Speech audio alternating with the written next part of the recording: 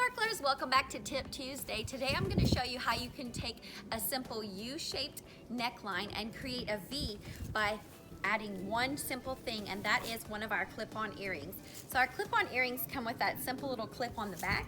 It's very simple. All you're going to do is grab and pull your shirt together in a little tufted pattern. Take your clip earring and simply put it on and snap down. And there it takes your shirt from a simple U shape to a V shape. To add another little extra to it, all you gotta do is grab a little jacket, throw that on, and you are out the door from casual to just a little bit more sophisticated in one simple step.